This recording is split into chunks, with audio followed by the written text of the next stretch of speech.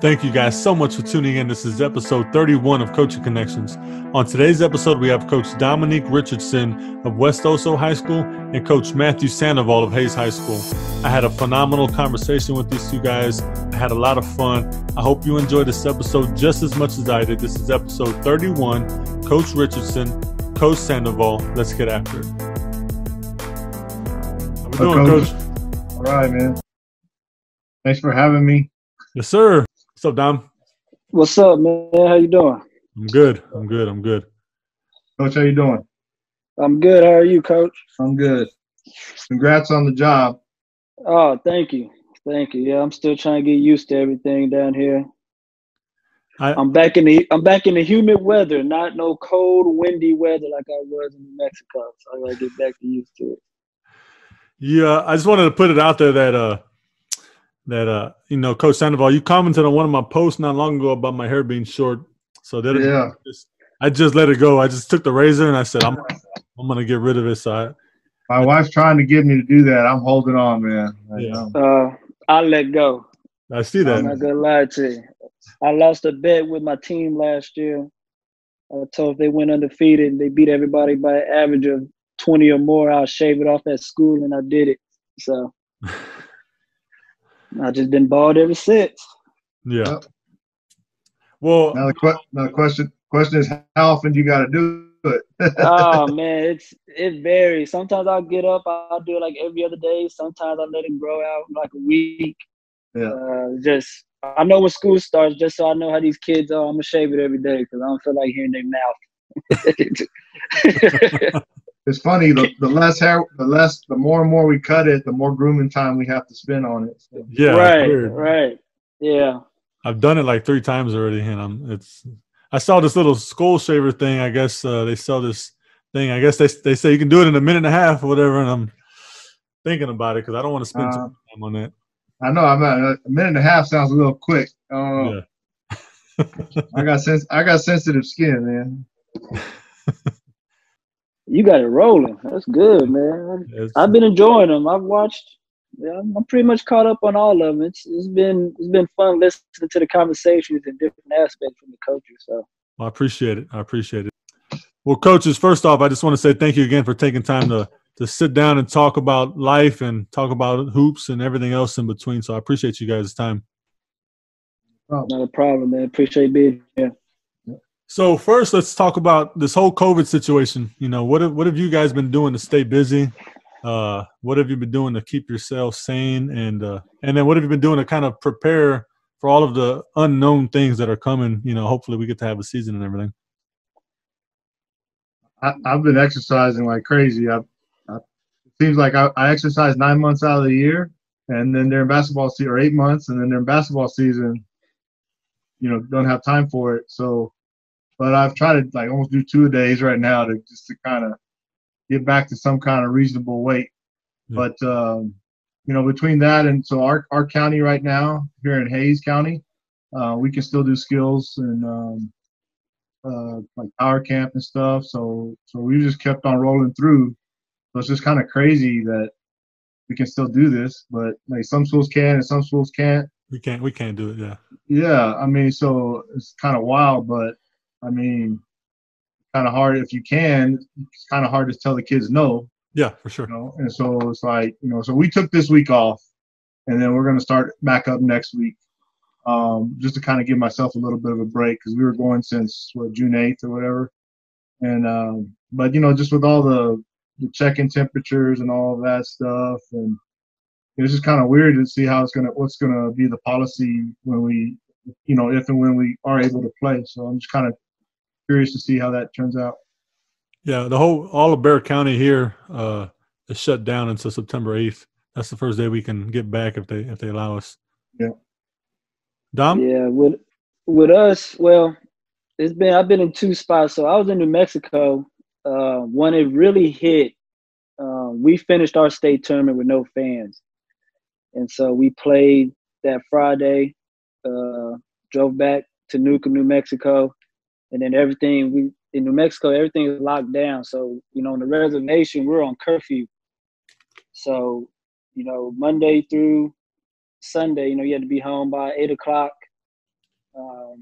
And now recently they just changed it where it's just on weekends from 8 p.m. to 5 a.m. on Monday, you can't leave. So, from March to about June, I was in there like that. And then since I've been down here, in Corpus, we're not allowed to do anything. But Monday, we'll be able to get back to doing stuff. Football starts, volleyball starts, tennis starts. So it's just, other than that, I've just been trying to I'm finally moved down here. As much as possible, I try to stay active, but really it was just when I got back down here, just hanging out with family, with my little nephew, watching him play Fortnite all day long.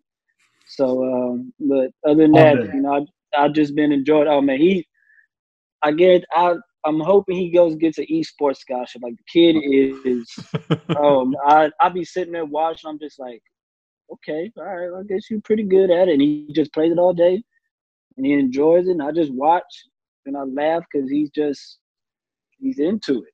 I'm like, you want to go outside? He'd be like, no, I'm good.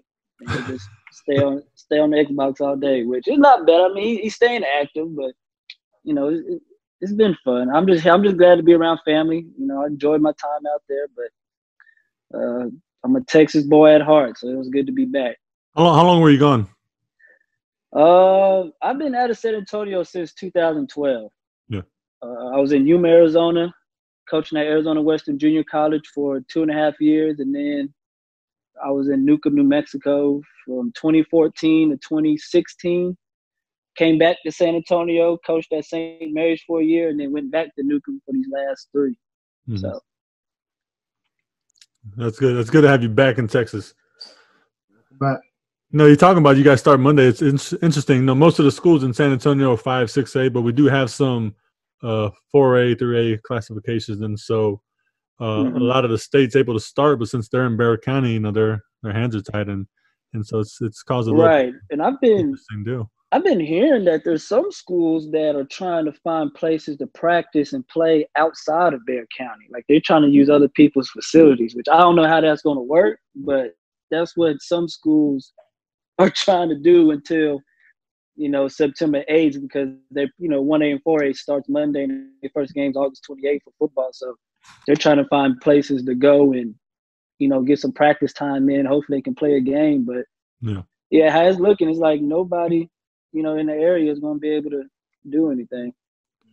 Coach Sandoval's been working out. You've been working out, Dom? You've been lazy? No, I'm definitely being lazy. The first time I touched a basketball, Lupe and Boo Man, they asked me to go out and I saw the picture. I did see it. Yeah.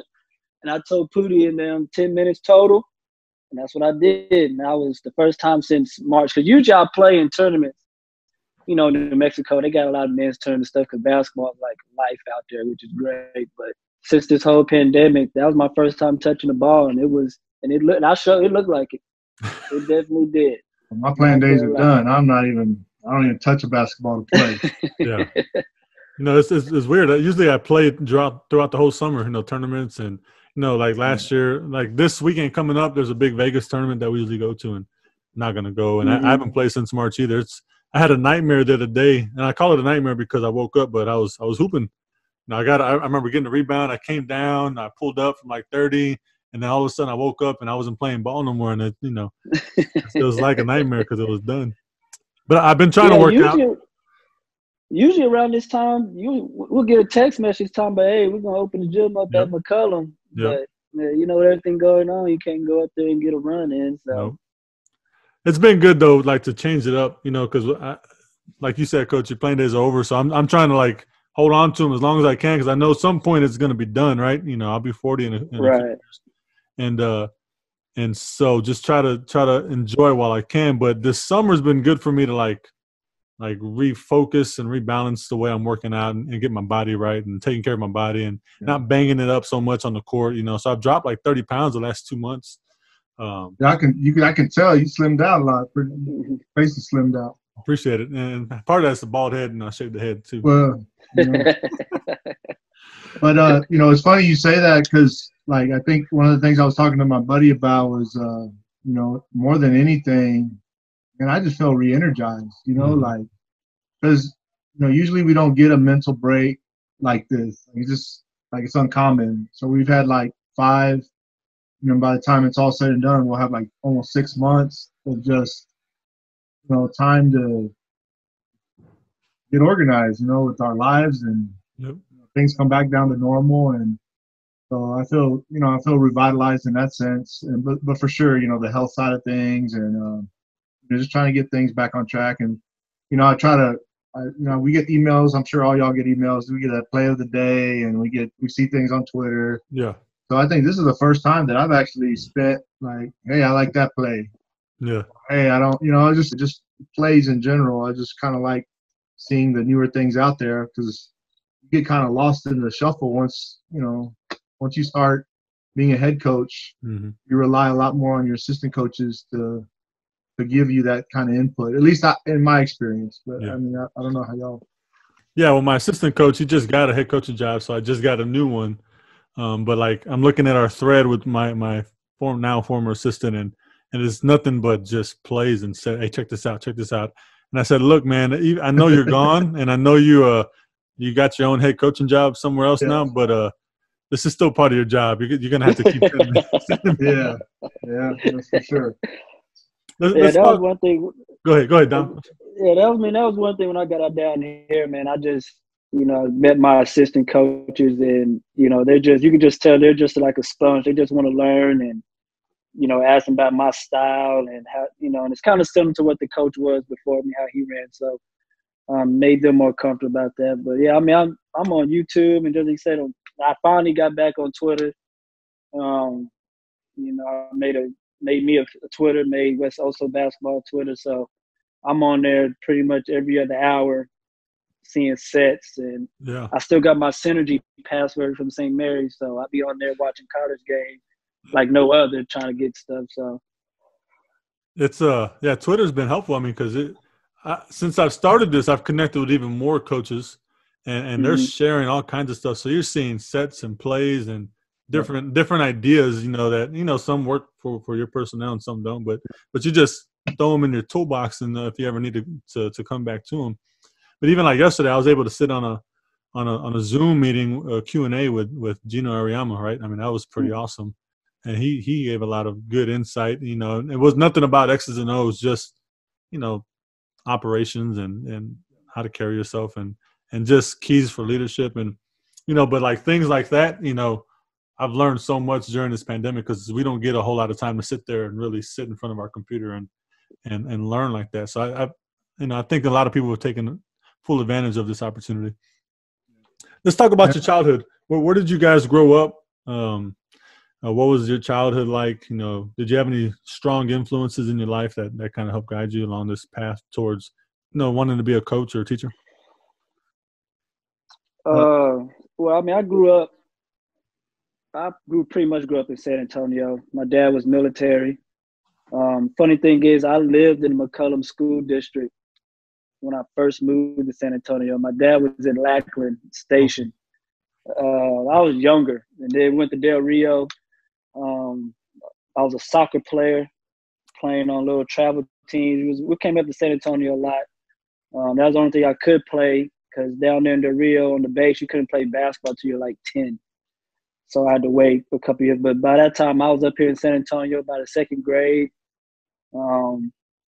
Played football, played everything. And like I said, I didn't get into basketball until I was like in the 8th grade, when it was time to go up to Judson and play for Coach Wacker. I had a good talk with Coach Walker, who was my 8th grade coach, said that, I wanted to play football for Judson, DW, Gerard Douglas, you wanted to go play for a state championship, but he was like, your calling is basketball. Like, you're gonna do better at basketball. So I was like, all right, well, put me in basketball athletics. I'll roll with that. And that's probably the best decision I ever made, because once I saw boot camp up close and personal at Judson, it wasn't for me at all. Not at all. I'll go in there in the gym and play basketball. But, I think my dad, he was probably a good, big influence on me, keep me active in sports. When my dad was stationed in California and Oklahoma, when I got older, a good friend of mine's father, Ed Johnson, he was a ref in San Antonio for a lot of years, passed away a few years ago. He's probably the biggest inspiration I had, because there would be days where I didn't want to go work out, and he would pull up to my house, drag me out my bed, and go work out, go run the stairs at Clemens. We'll go to the hills at Roanoke Mall, me and his son Philip. So, and he came to every game he could come to. He came to every college game. Him and a couple other people during the Rohawk organization, AAU, pretty much tricked me into coaching, because I really didn't want to get into coaching. I would love to enjoy playing basketball, but I didn't think I could be able to be a good coach. But they got me to coach a 12 and under team. I was with them until they're about 16, until I left to go to Yuma. And now I love coaching. I love, I guess the bond I have with these young kids and student athletes. It's been great, and I give to appreciate them and all my coaches, Coach Wacker, Bubba and Buddy Meyer, Coach Zelznak. They're, Coach Harrell I work for in Arizona. They're all big factors in helping me out and supportive, and make sure, this coaching route was my way to go. And, I appreciate them the most. I still talk to Bubba's like a big brother to me. His dad is like another father figure. I talk to them all the time. And so, it was just those guys, they led me, to this right path. I appreciate them, and everywhere I go, they're supportive. I know they're glad I'm here in Corpus, so they can come down and watch a game. And I'm very appreciative of them. Awesome. Coach Sandoval? I grew up in South Austin, Southeast Austin area. Went to Johnston High School, and I grew up in for the most part, single parent house. My mom passed away when I was little, and it was kind of just me, my dad, and my brother. And the crazy thing is, I played basketball in high school, and I had some private school offers out of high school, but it was just cheaper for me to go to public school, just to go be a student. I think I was a little burned out, honestly, from basketball. I put so much into it in my high school years, like time-wise. And like I really didn't, my dad pretty much said, I can't afford to send you, St. Ed's was on the table, then Shriner was on the table. Like pretty much said, I can't be bad financially to make this decision. And I didn't really hesitate. Like I didn't think twice. So I just went on and went to UT. So it was basically between Texas State and UT just to be a student. I didn't want to go far from home.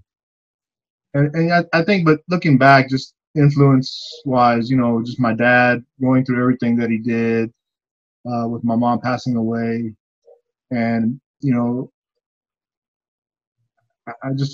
don't take this out of context, but my dad, I don't think he was the greatest dad, but he was like a tremendous father. And so, meaning like he did just the amount of hours he worked just to put food on the table and just roof over our heads. We missed out on doing a lot of things. Me and my brother, I talked to someone, recently, like we never went swimming, we never went out. Very few times did we have a chance to go do fun things. But, just his work ethic, I think, is probably the one thing that definitely has carried over into my career. As far as why I chose basketball, well, I think, like I said, I got burned out. And then about 2 years into college, like you start missing it, or at least I did. And, I start going to the gym and playing, intramurals, things like that. You start getting back. I started getting back into it. And the high school coach where I went to high school, who wasn't my head coach, my brother was still in high school, but he said, hey, why don't you come help us out on game nights? And so my sophomore year in college, or my junior year in college, started going back and helping out on game nights. Then I was a senior for 2 years, I guess you could say, 5-year plan. So I started doing more and more each year, those last 3 years of college with my high school team. And I learned so much during that time. Coach Davis, who's at Austin Crockett now, he was the coach that kind of brought me back to my alma mater. And then Coach Morgan, who's now, he was at Elgin, but now he's back. He's going to be at Austin Navarro now. He kind of took over for Coach Davis when he went to Reagan, Austin Reagan. But, those two guys were very instrumental in, like, opening the doors for me at a young age. And if I hadn't done that volunteer time, 100% would say that I wouldn't be where I am today. And so just, doing the scorebook, we know as head coaches how important that is. But when you're 20 years old and someone tells you to go do the scorebook, you're like, I don't want to do the scorebook. I want to be on the sideline, But looking back, just going through that process, I know coaches now who don't want to do that, and they get paid for it. And so I think the mentality that I had early, not necessarily hungry, but just looking for direction and just trying to soak everything in. Because, when you're 20 years old and you're still in college, you get a million things on your mind. But I found that the time I was with basketball, I was solely focused on it, and I took so much in, and I'm thankful for that time. So the guys that I mentioned, they were very, they were illustrious, and they were the main people that helped me get to where I am today. We all have those influences that kind of guide us down this path. Sure. Going back to your dad too, I can totally relate to what you're saying. So yeah, nothing out of context. My dad is, similar in a sense where he whatever he's got to do to provide for the family. And then, so he would work his jobs, small jobs here and there, but he finally got a really good job when I was in 6th, 7th grade. Out in the Gulf of Mexico on the oil rigs and whatnot. So he'd be gone 1-2 months at a time, come home for a week only, maybe 2, and then go back for another month or 2. So he was gone a lot. But what I took from that was the work ethic and whatever it takes to make it happen for the people you love. He was sacrificing that, for us. And so I can totally kind of, understand where you're coming from in that regard. Let's talk about our coaching journey. I know, Dom, you touched on it a little bit, but maybe elaborate about your time in New Mexico. What was that like? You coached on the reservation, correct? Yeah. I seen it online, and it looked like you had a blast, and it looked like basketball was life out there. So just talk a little bit about it. Man, when I first took the job, I looked it up. I Google mapped Newcomb, New Mexico, and it showed like a square, like in a corner of New Mexico, Arizona. They call it the Four Corners area because it's in the area where you can go to Arizona, Colorado, Utah. Oh, wow. And so at first I was like, man, I'm from San Antonio. Like, I can't live out there. But then, the AD at the time, he called me, and then my good friend Nick Williams, he was out there for a while. And he just let me know what the situation they had. I didn't have a teacher certification at the time, so they had an alternative program within the district that I could do, as well as still be on campus, get paid like a salary teacher that had housing. So I went out there. It was my first time being a head coach. I was assistant, for all these years. And then when I got out there, I just connected with the kids. They were just hungry. Like, it was a school that was tired of losing. They had talent. And, that first year we win 20 games. They win the first time winning district. And out there, if you win district, it's like a big deal. It was mind-blowing. We played a district tournament championship game. The game's not till 7:30, and at 1 o'clock, there's a line. And I never, you don't see that until, with us, unless you play at UTSA for the regional tournament at that time when we played Marcus. But yeah, this is just a district championship game. It does not the state playoffs, but that's how they were excited. But it was like, no matter where you went. So that Basketball or Nothing, I don't know if y'all saw it on Netflix. Mm-hmm. They hit every point of how the reservation is when it comes to basketball. They just love it. I mean, the kids, everything you give them, it's like a sponge to them. They take it in. They listen because they want to be good. They're tired of the schools in Albuquerque winning and Las Cruces area. Like, they want to be the top dogs in New Mexico. And so every year, it was something special. And then it really hit when I went back the second time. And then Mike Brown came out there with me, and we created this culture of heart over height. Yeah. And the kids embraced it because I didn't have a kid over 6 foot. This past year I did. He was like a 6'4" kid, but any other year, was nobody over 6 foot. And we just ran and played tougher than people. And we ended up getting to the state championship game my second year going back there. And, now it's, I miss those kids a lot. I still talk to them. The community, they still reach out, make sure I'm okay. They're happy that, they wanted me. I could tell if I didn't get this job at West OSO, I probably would have stayed out in Newcomb for the rest of my coaching career. Like, I love that area so much. The people there, they're the most heartwarming people. They can be upset with you and tell you how they feel 100%. And then 10 minutes later, they're just back to, I appreciate you, but I just had to get that off my mind. And there's no beef with you. They go back to enjoying because they know I'm there to help their kids out, help the community out. And, I always tell people, if you really want to go see some passionate fans and passionate basketball, you just take a trip out there to the reservation because it's amazing. It's just the joy. People go, they get off work early, go see a game, and it's totally different from a lot of places that I've been at. And I enjoyed my time there. I loved it a lot. And then before that, you said you were at St. Mary's? Yeah, I was at St. Mary's University for a year with Bubba and Coach Z, just helping them out. It was I was in the college coaching ranks. I was at a JUCO before, so I was like, I think this is where I want to be at. But then I guess me going to Newcomb for 2 years and then going to college, it made me realize, I think my calling is at the high school level to help kids get to this college level. Mm-hmm. And I did that this past year. I got 2 kids going to play college basketball up in Washington, which was good, for the school and for the area.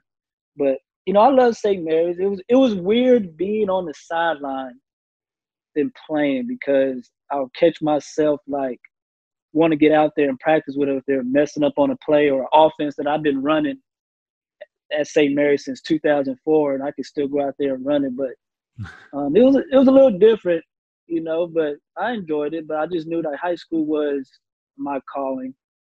I appreciate my 3.5 years doing college basketball, and I thought that's what I wanted to do. But I love coaching high school basketball. It's great. I love developing those kids who really got the potential, but they just need some more tender loving care, I guess you could say, with them, and take the extra time with them instead of just coaching athletes already. I can build players to get them to that next level, and I take joy in that, and I love it. I love doing that. Well, I'm happy for you. I'm glad you feel like you found that calling, better earlier than later, so you can have more time enjoying what you're doing. Yeah. Coach Sandoval, let's talk about your journey a little bit, coaching journey. Well, so I got to go back and talk about those 3 years that I was volunteering. And so, because like I said, those kind of opened the doors for me. I was at my alma mater at Austin Johnston, which is now Eastside Memorial. Okay. But those 3 years, that 4th year, I finished school and they hired me.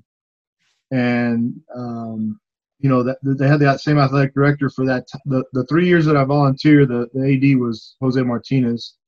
And the 4th year, my first year teaching and coaching, we had a new AD. And long story short, Jose Martinez, after that first year, or in the spring, he called me and he said, I'm going to go be the head football coach in Somerville, and I'd like for you to come be the basketball coach. So I'm 24 years old and, had a great opportunity, and I was so scared to go. I'd been in Austin all my life. I hadn't been away from home. I was actually about to get married to my wife, and I was just so I knew it was the right thing to do to go, but I was just so scared, very hesitant. And the coaches, Coach Morgan, the last guy that I worked for at Johnston, he's like, you got to go. You got to go because you can always come back home. And I think I've kept that motto to this day. I tell coaches, you can always go back home. So I went out to Somerville for 2 years, and 2 of the best years. I learned so much, coached every sport, worked tirelessly, football, junior high football, cross country, and then butted up to varsity basketball, and then obviously track. I think the second year I did baseball, but I think I worked more hours those 2 years than more hours per year than any I have in my career. Just as far as like just feeling like I was burned out. Like I was really like grinding myself at a young age. And after those 2 years, Coach Martinez, he actually wound up leaving. We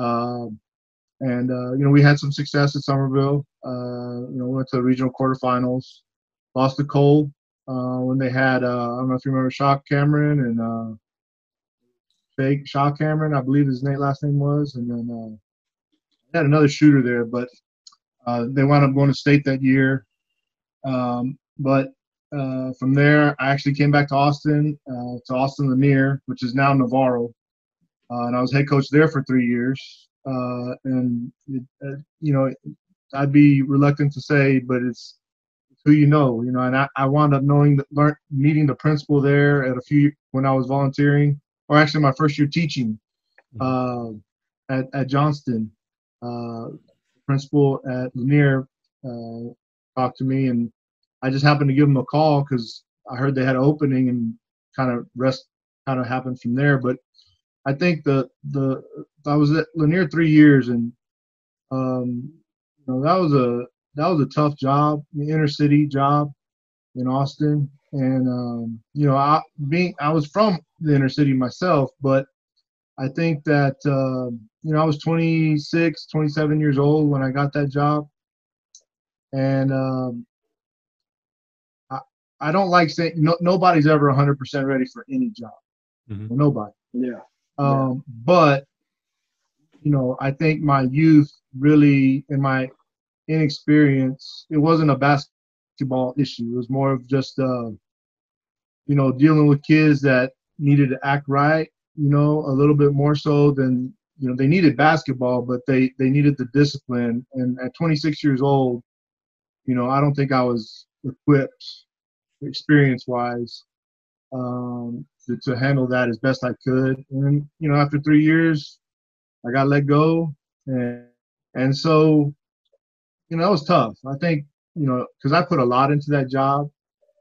I put a lot into those kids. They're like our family. We treat them like family. And, I think for the first time, I started having my first and second child were born during that time. And at the end of that job, I kind of had a real sit down with just come to Jesus with myself, in the sense that, I got to start spending more time with my own kids, because, we do what we got to do as coaches, taking kids home from practice. We've all done that at some point, but I think at the end of that Lanier job, that 3-year run, I was really burned out. Sense of it just took a lot out of me, and I know this is a selfless job. Again, another learning experience for me, because I knew what I could have done better. And I think I took that lesson. I went to Lockhart from there for 1 year. And, did a pretty good job. But long story short, at the end of the Lanier run, after I knew I was leaving, I was applying everywhere. Lockhart was one of them, and El Campo was the other one. Well, I didn't get the job at El Campo immediately.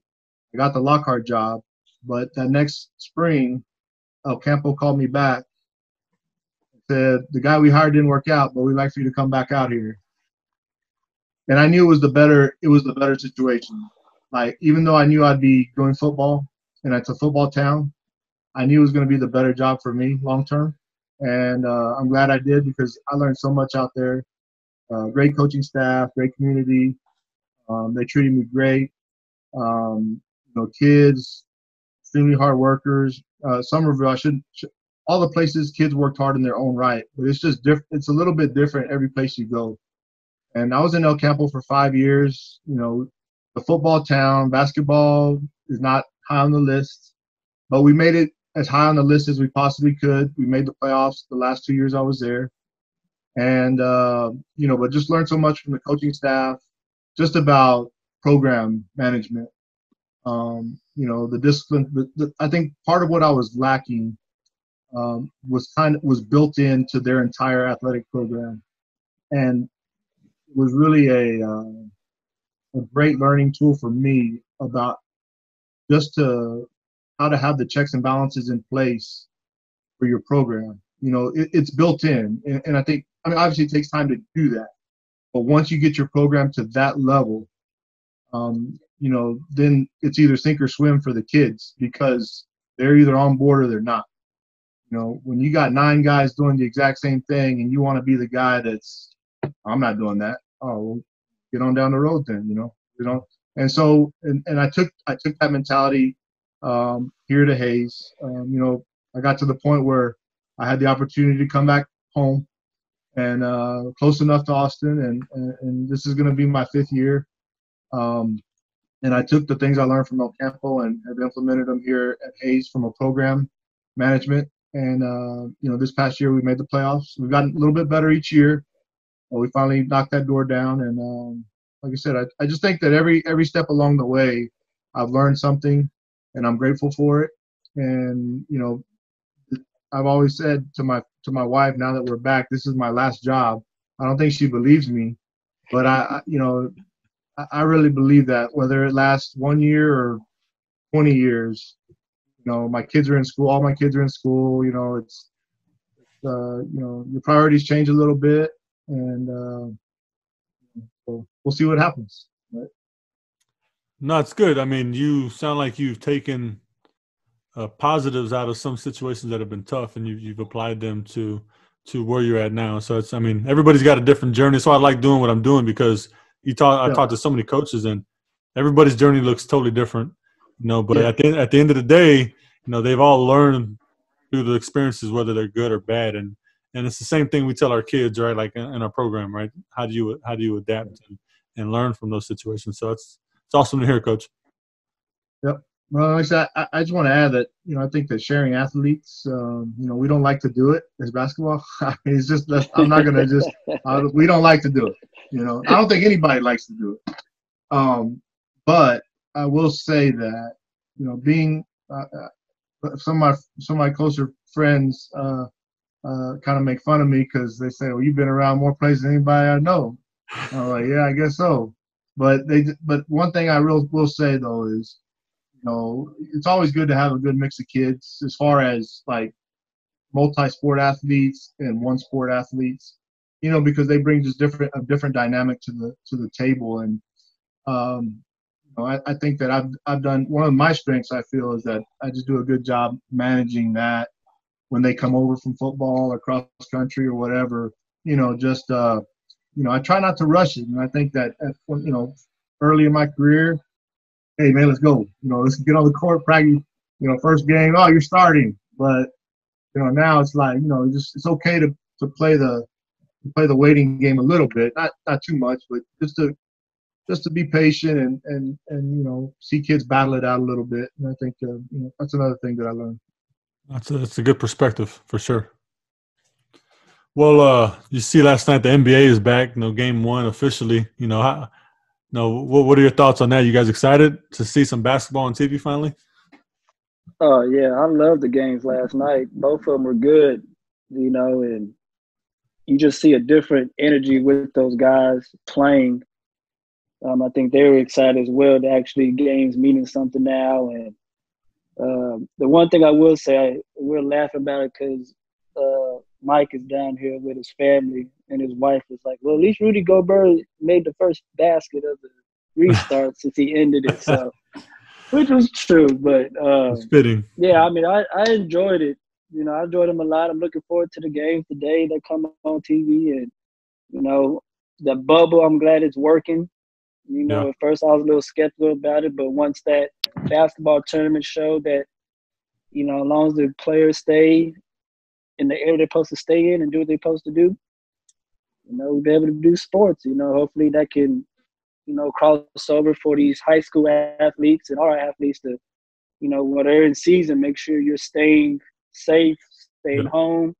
You know, don't try to jeopardize, you know, your season or anything. Just keep doing the things you've been doing during quarantine, and, you know, we can get through this, you know, this pandemic, and hopefully get back to everything being regular again. Yep. It's going to be tough. It's going to be an interesting conversation to have with the kids and the parents, but we got to have them. Yeah, got to, yeah. Coach Sandoval, you excited? Yeah, I'm excited. I mean, I'm not a big baseball guy, I admit, but I think that you know, it was really a good opening night, and, you know, to see it come down to the end in both games. Looking forward to the Mavericks and Rockets tonight, I think. Yeah. And you know, I haven't really had a chance to watch the young kid from the Mavericks play. Luka. I haven't really watched him play, and so I'm excited to have a chance to watch him play tonight. And so between that and Harden and Westbrook. You said Luka. I think Luka is phenomenal at what he does. One, I think his skill set and his fundamentals are just they're crazy. And another thing that I liked about it was the NBA was, you know, you see other NBA players that are living in the bubble, they're just at the game because they don't have anything else to do. So nothing else to do. Yeah. I thought that was a neat perspective, but to watch the NBA game, you know, the sound guy, whoever's hitting the button to cheer, the fans and everything, that guy's good, or whoever that staff is. But I think what's important is our kids can see, you know, how much those pros on the floor are talking and communicating. I mean, because you can hear it now more than ever because, you know, there's not real fans in the stands. You know, the guy's hitting the button for the applause. But how much those pros are talking, and it's incredible. And we know this as coaches and the stuff we preach, right? But it's important. I think our kids see that and they hear it, and it's highlighted right now during the NBA season. Yeah, I think that first of all, the fans were my wife's favorite part. Like, the fans. Yeah. I was like, well, she like fake fans. I was like, yeah, I guess so. Virtual fans, right? Yeah, but, you know, I think it's really good that, I mean, they almost have to focus on defense right now because they know the offense is going to be all, you know, it's not going to be that great. And but like I said, it was good to see LeBron down in the stands at the end of a game, switching, you know, doing the little things right. And but I'm excited to see the playoffs. I need to read up on how these playoffs are going to work. But I mean, I know it's the same, but the way it's set up, these 8 games. Yeah, I don't know the details either. Dom, you know the details?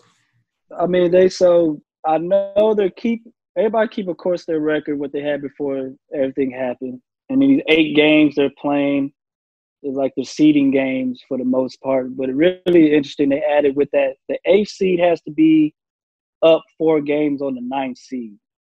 And if they're not, the 8th and the 9th seed will play. The 8th seed just has to win 1 game. The 9th seed will have to win 2. So right now, I think it's Memphis and I think Portland, I think, is the 9th. Okay. So if it stay like that, Portland will have to beat Memphis 2 times in a row to take the 8th seed to get in the playoffs. Interesting. I'm assuming you're a Spurs guy. Yeah. No, I'm an Atlanta Hawks fan. You're a Hawks? We ain't never going to make it no time soon. So, Coach Alvarado, I'm a Spurs fan. I'm a Spurs fan. I mean, I think they're in the mix, but it's been a rough year for sure. But they're in a little bit of the mix. Not like the typical Spurs season that we've all come to, I guess, take for granted, right? Yeah, I just want to see Kawhi and LeBron in the Western Conference Finals, if that's possible. I don't see, but I think that'll be the best matchup. Yeah. I don't know what the East has to offer, but I mean, I guess the Bucks.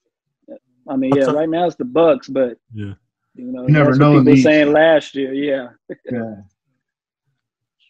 Let's talk a little bit about your favorite basketball memories it could be as a player or as a coach. It doesn't matter. Just your favorite basketball memories. Go ahead, Coach. Okay, yeah. So I got one of each. So I had my junior year. Had a chance to hit the game-winning shot against Austin Bowie, Coach Collier. He still won't let me live that down. To win district, and that was a great experience. And then as a coach, so in El Campo, like I said, it was really bad. Like, it was a very fixer-upper type job. And the first year we lost to Rosenberg Terry, who won state. Not that year, but the next year. It was the same dudes. They beat us, let's just say, like by 75 points. Yeah. Like but they had a lot of dudes, and I didn't have any dudes, and that snowball effect happened in that game. Yeah. We were just trying to survive. Yeah. Well, 4 years later, my 5th year, we beat Terry at home in a non-district game, and same coaches. Talent was a little bit more even, but still, I think to avenge a loss like that meant the world to me on a personal level, more than any playoff win, because it's a program win, So yeah. I really feel that's my most memorable coach. No, it's good. I mean, it just shows also too where you guys started to where you were at that point in the improvements that you guys made. That's awesome. Yeah, for sure. Dom? I got 2 as well, but coaching wise, it happened the 2018-19 season. We're playing in the state semifinal game at the pit where the University of Mexico plays. That's where they hold their state tournament, and gym is pretty much sold out.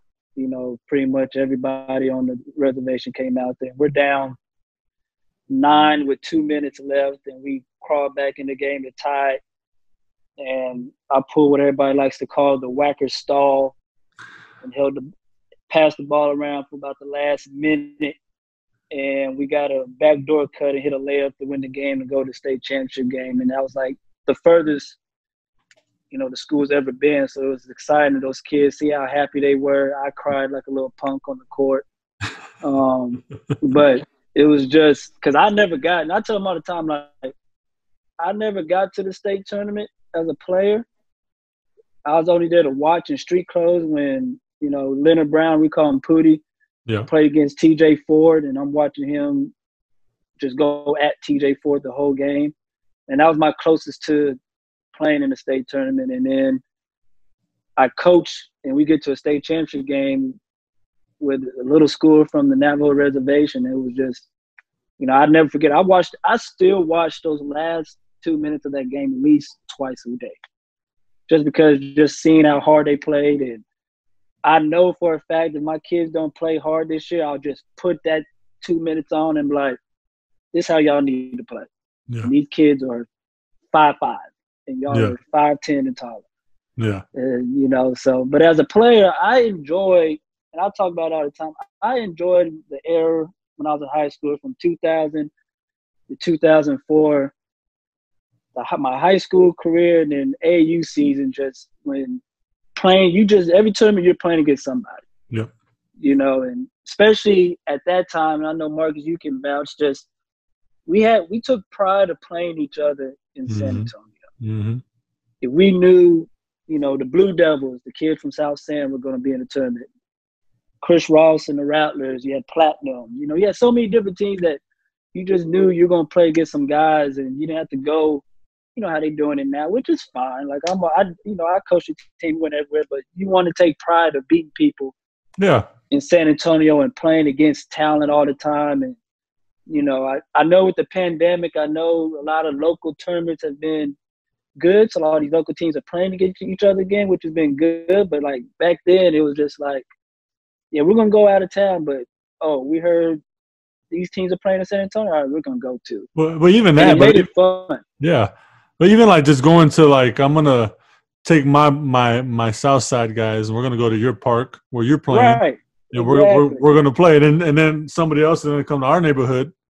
All right, we'll bring our squad. And even just that, I mean, that competitive. Yeah. So like the best thing that ever happened to me, because I grew up on a military base, and my dad and Ed, they put a little summer team together. We ain't never played. We didn't know what AU was. We were like 11, 12. We didn't know. But it's pretty much all the best kids in this came out of this youth center league. And so my dad set up a scrimmage. At the time, they're called the Alamo City Flames. It was Chris Ross, Alan Leal, a couple other kids from the east side and from the north side. They come in the gym like, oh, yeah, we about to beat them. Man, they beat us like by 50. I don't know if Chris and Alan remember, but I remember because they came on to Randolph. We got them on base. We got them a little visitor pass. They came on. They're like 12 deep, and they ran us up and down that court. I mean, we lost, and they kept scoring. We lost like by 50. And my dad looked at us like, yeah, now y'all thought y'all were big time. And ever since then, he would just take us to David Scott YMCA and we'll play. And that's when I met a lot of people I'm real good friends with now and I enjoyed it. Every time I was trying to go to David Scott or Copernicus, like I was trying to go play. I remember we played in that, I don't know if you remember, Marcus, that I don't know if it's still open. It was a gym over there. It was a league, and they gave you T-shirts as the jerseys. I think it was like at a medical Central. Central. There you go. Yeah, I'll go over there and play. I was playing over there. Yeah. So it's like anywhere you can go and play. I was driving. I didn't care at all. And those memories because even now when I was in New Mexico, I just laughed because I was driving 2 hours, 3 hours to go play in a tournament, and I'm 30 years old. Yeah. I'm just laughing because, like, man, I used to do this in San Antonio. We should just go drive to the other side of town to go play. I don't know what it's like in Austin, Coach. But nowadays, you don't see that. You know, when we were younger, I mean, like we said, go to the park, go to another gym, and it's almost like you go with the intent of beating somebody in their own gym, right? Just even if it's just a neighborhood, and kids don't go gym to gym or high school to high school or rec to rec and play anymore. I don't see that. I don't know what it's like in Austin. Yeah, it's pretty much the same. I mean, they have all these gyms now, like the sports-specific gyms, and kids like to go to their training facilities. You know, there's just so many different variables. And I think AAU is just it's just so much more of it now than when we were in school. Yeah. And it's just every week. It's every weekend. I mean, I don't remember it being every weekend. I mean, I'm class of '99. I don't know what Coach, you're what, 05, 08? I'm 04. I'm class 04, yeah, Coach. Yeah. I'm 02. 02, he's 04, yeah. Okay, so I mean, like, I don't remember it. And when I was in high school, I don't remember it being, it was like maybe like twice a month, maybe. Maybe I could be wrong, but I don't remember going every weekend. These kids are going every weekend. Yeah. Right. I mean, and you got guys that are trying to, they got gyms or they got the gym space that are inviting other top kids, like, hey, come work out with us. Yeah, or, we got open run, but it's like they don't want to go. And I like somebody tell me, hey, meet us at, Holmes High School. We got this guy come up. Oh, all right, cool. Like, I'm there. Yeah. Yeah. But like I think I want to say Christmas or maybe last year. I think y'all were I was still in New Mexico, but I saw like you were at Warren Marcus and it's Kenny, Chris Ross, Eric Dawson. It's all the, older cats linking up to play. Like you don't see, we were just doing what we did what we always did, right? We're just a little older. Right. It was all a lot of the same guys that will come up to McCullum. But we would go to Warren sometimes and right, and that's always good because we still want to play against each other no matter how old we are because there's still that competition of I'm gonna prove myself like I'm still. What I try to do with those runs is like Jordan Burns, who's at Colgate, right? Right. Had a big year. So when I first started bringing him, like, hey, I got these little older guys, but most of them are pros or overseas or playing Division I. Come to these runs. It's going to help you, and it's going to help them too to have some younger legs. And I try to bring younger guys in the mix with some of those older guys, just because that's what we always did. You know what I mean? And so there's not a whole lot of places in town where you get a bunch of pro guys overseas that are all in the same gym. Like Marcus Keene, who just absolutely lit it up in the TBT. I mean, he's had all those runs too. And so I was talking to Jordan. I still bring him over because when I coached at Marshall, I was the assistant where Jordan was. But I bring him to McCullum all the time to talk to the kids. So even though he didn't have any ties to McCullum other than me, he'll come and talk to the kids or whatever. And he told them, like, when we have those runs, he wants to guard a guy like Marcus King. And he'll pick him up, 90 feet because he knows that guy's a walking bucket. And it's going to help me become a better defender. Am I going to stop him every time? I mean, it's hard to stop Marcus King from scoring when he wants to score. But it's going to make me better. I'm going to compete. And a lot of it had to do with those older guys that were in the gym. If you're gonna play with us, we're gonna compete. And so, but like I said, we don't have like the kids that we have now. I don't see them going gym to gym, playing. And see, like when I played in that little scrimmage thing that Hard Work did, it was them kids didn't care. Like Chris Collins, who's a former D1 athlete, played in the G League. Yeah. You got Eric Dawson, who's a former Spur, played pro ball overseas. But they. Lupe and Boo, man, they tell me, hey, these guys could play. And they didn't care. Like, they were in us. They were guarding us. Yeah. They're attacking us. Like, they didn't care. Chris Daniels is 7 foot. There was dudes in there trying to go at him. Yeah. And that was good. But, you just don't see that consistently, which can help those kids, get better on a day-to-day basis. And that's when I really appreciated when I played in high school because there's, Mason and all them at Strength and Motion. I remember playing in men's tournaments with them, and I didn't play a lot, but when I did, if I didn't go hard, they got pissed off, and they're like, go back, sit down, man. Like, we know you can play, but we're not going to take it easy on here. Go attack them. Like, go at them. Yeah. Cool. So I think that's the one thing that I think that as basketball coaches, I know I've missed open gym this off season. Yeah. So that's the just getting the kids back, and that's the one question I have. Like, we haven't done open gym, but there's not any really rules in place anymore. I mean, there are rules, but I guess we can have open gym now. I'm not sure. I have no idea. Yeah, I have no clue. When they just let me even see my guys, like I'm texting them. We have a conversation. I haven't even met my players yet. I met 2 personally, but I haven't met any of them. So like. I told How many of yours play football? This year I'll have 3. I got 3 that play football. I got 1 who's a cross-country runner. And then 2 of them out of the returners, they play tennis. So all my kids are multi-sport athletes. That's good. Yeah, and that was one thing I guess they asked me when I interviewed, and I'm all for it because all my kids, when I was at Newcomb, I told them you got a choice. Either you're going to run cross country or you're going to play football. Yeah. We didn't have that. I mean, we had athletic period, but it's for all the athletes in every sport. But, to keep you active until, because we didn't start till November, like the week before Thanksgiving. Like, I want them to be either cross country, staying in shape, or you playing football, getting some aggression about you at the same time, staying in shape too. So, and that was the thing about out there, like all the coaches I work with, we were all on the same like alignment. Like, we wanted our kids to be multi-sport kids and not just focus on one sport. And it was a good thing. Like the LSU football coach, he said it perfect. He's like, I want kids that run track. Yeah. And now you got a lot of football players trying to run track all of a sudden because the national championship coaches said he wants kids that run track. Track is important. For some reason, I feel like high school track is kind of losing its a little bit of its, I guess. Yeah. It was a big deal back, but like, so what I do is as soon as basketball's done, I'll just walk all of my program, walk them out to track practice and say, track coach, here you go. Whatever you want to do with them, or whatever event, whatever you feel they're going to help you. Here's 30 kids. And, obviously you can't keep all of them, but take what you need and work them and they'll work for you. And that's what I try to do because I think track is really important. I personally like track more than cross country, to be honest with you. Like just the I mean, doing other sports, competition is competition.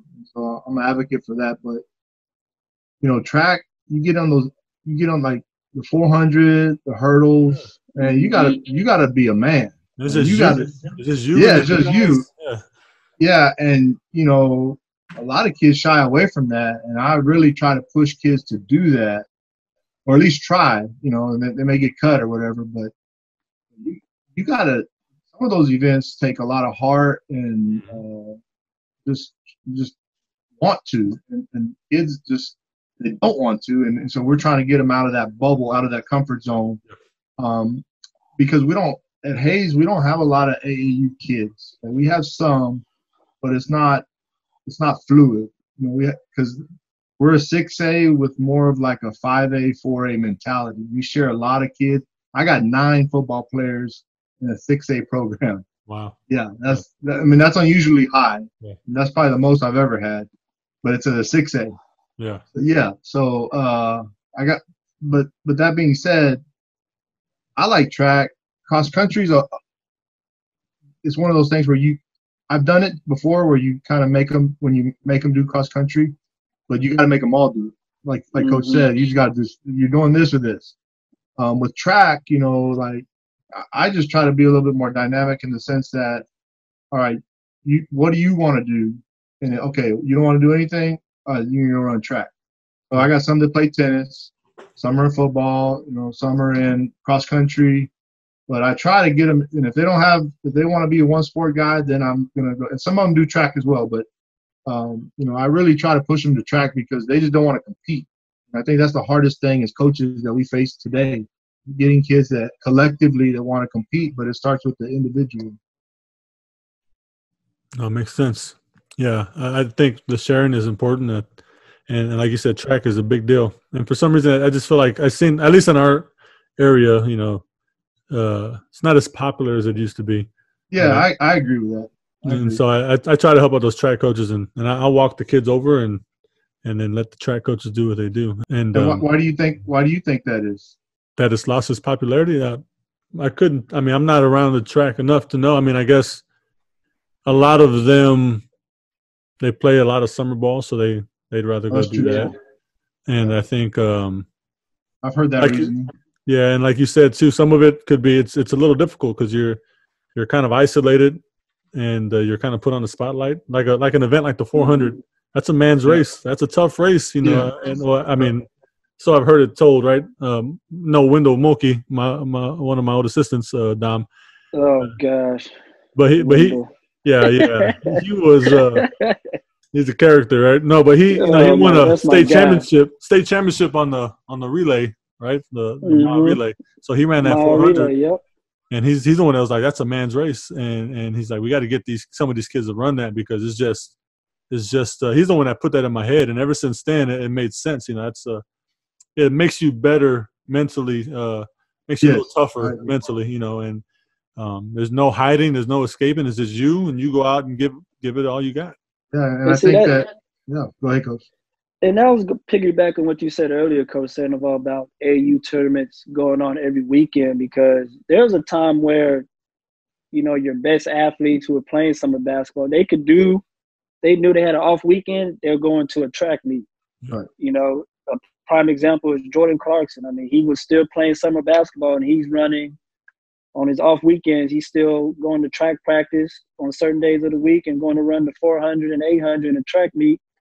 And he's winning. He's ended up going to nationals, you know, to run track. So, like, and I know summer track is still around, but it is tough when you got, like you said, tournaments going on, or you're going out of town for a tournament and stuff like that, and you got, you know, some of these summer track meets still going on. And, I mean, they're still popular. I mean, I could drive by when I used to come home in the summer, and Justice Stadium is still crowded with track teams and everything. But I know there's a lot of kids who do basketball that sometimes they don't get to run track in the summer like they want to, you know, how it used to be because, you know, all these tournaments going on. It just seems like we're forced. There's so much of it, of each, like there's AAU track, there's AAU. We're almost forcing the kids to pick. You know, like we're creating this specialization. The business side of AAU is creating the specialization of you know, forcing this one sport. And I know for a fact, like volleyball, same way. I mean, just you just so it happens. So, you know, volleyball is like from off season or I don't know what it's called, but select volleyball club is from January to May or something. You know, so and then you got girls that don't want to play basketball because of select volleyball, and so it's on both sides of the you know, both boys and girls. But you know, I just like there are kids. our quarterback, when he's not doing football camps, he's going to AU tournaments. But we need more kids like that. And I think that they don't fall into they're kids still. And I think it's important that we remind them of that. And they got to try new things and branch out a little bit. Let's talk a little bit about, before we go, talk a little bit about some moments in your career that, you don't have to be specific with names or any specific moment, but you can be general. Just where we realize what we do goes much deeper than coaching a game of basketball. It's more about, the relationships with the kids and the life lessons that you learn through athletics and those types of things. Well, I think the one thing that sticks for me, like, we keep in contact with our players, maybe not all of them, or not, it's impossible to we want to, but just the fact that the ones we do keep in touch with, I know I keep in touch a lot with one from Somerville. I keep a lot in touch with one from Lanier. I keep in touch with a few from El Campo. Even I was only at Lockhart for 1 year, but I keep in touch with one or two of those kids. And they're just so different. Like, we're not labeling good kid, bad kid, put all that aside. The fact that we're more than a coach to them, and they still call us coach at this time of our life, of their lives. They're grown. Some of these kids are grown men now. And so, it's always good to see them be successful. But some aren't. Some are still trying to find their way. And it's just good to know that they reach out. They still reach out when they need some guidance. And I think for me that's worth its weight. Yep. Yeah, I mean, the same for me is, like I said, Newcomb was my first ever head coaching job. So anytime a kid came back, to come to a game and I saw them, I just got excited, asked them what they're doing and stuff like that. And, especially now, a lot of them, since they're fairly young, I think my youngest class or my oldest class right now, they probably just turned 22. So a lot of them are just finishing up school. Some been working since they graduated because, they got to start making money, for their families and stuff like that. So just seeing them come back. And then now, since I moved out here, all my kids, for some reason, we just have this bond. And maybe I caused it. I guess the parents say that we just have this bond over shoes. So, they're always – that's the one thing out there messing. Hey, coach, you seen these? You got these yet? I'm like, no. When these come out? So, we have a little bond like that where we talk. And some would just, ask how I'm doing. Like when the hurricane hit, we had the crazy weather out here last week. A lot of them messaged me, asked if I was okay, if I was good. Some of their families, the same way. So I'm very appreciative of that. And at the same time, with my AU kids, I don't talk to them much, but I follow them on social media. And I got one who's about to be a doctor. He's finished up. A couple of them graduated, doing their own thing. So it's just good seeing that, they're still being positive. They're still doing great things. And, when they reach out to me, we laugh, have a good time, catch up on those stuff. They mimic me because I always have these certain sayings. I guess I said on the sideline, they were impersonate me. Man, that has to be the funniest thing as a coach when you just walk in the locker room and you just hear them mimicking what you said or doing exactly how you are, and you can't get mad. And then you just walk off like, that was funny. You don't want to show me it was funny, but you just walk out like that was good.